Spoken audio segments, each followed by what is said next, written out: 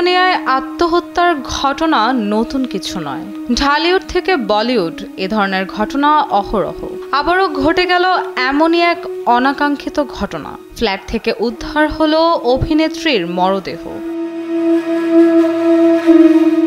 ভোজপুরি চলচ্চিত্রের অভিনেত্রী অমৃতা পান্ডে ওরফে অন্নপূর্ণা শনিবার ২৭ এপ্রিল বিহারের ভাগলপুরের একটি অ্যাপার্টমেন্ট থেকে তার ঝুলন্ত মরদেহ উদ্ধার হয়। ভারতীয় একটি গণমাধ্যমের তথ্য অনুসারে পুলিশের তরফ থেকে জানানো হয়েছে, সিলিং ফ্যানের সঙ্গে শাড়িতে ফাঁস দিয়ে আত্মহত্যা করেছেন এই নায়িকা। যদিও তার ঘর থেকে কোনো সুইসাইড নোট পাওয়া যায়নি। যমুনা ইস্তি, the goodness of purified air. আমার বাসায় এনেছি যমুনা ইস্তি, আপনি কিনছেন তো? তবে মৃত্যুর কয়েক ঘন্টা আগে সোশ্যাল মিডিয়ায় একটি নোট লিখে গেছেন এই অভিনেত্রী। ইতোমধ্যেই তদন্ত শুরু হয়েছে তার মৃত্যু নিয়ে। পুলিশের বরাতে সংবাদ মাধ্যমটি সোশ্যাল মিডিয়ার রহস্যজনক নোটের বিষয়ে জানিয়েছে। এতে লেখা ছিল, তার জীবন ২ নৌকায় পা দিয়ে চলছিল।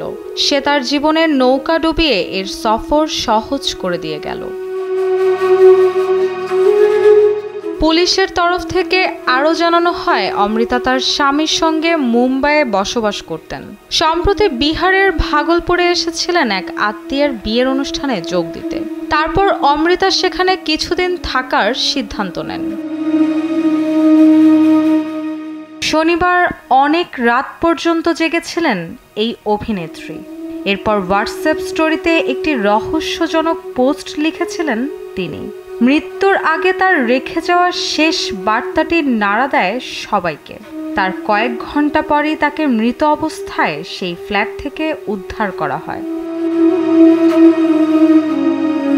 অভিনেত্রী অমৃতার আত্মীয়রা জানায়, বেশ কিছুদিন ধরে অবসাদে ভুগছিলেন তিনি। তার মানসিক সমস্যাও দেখা দিয়েছিল, এজন্য চিকিৎসাও নিচ্ছিলেন তিনি।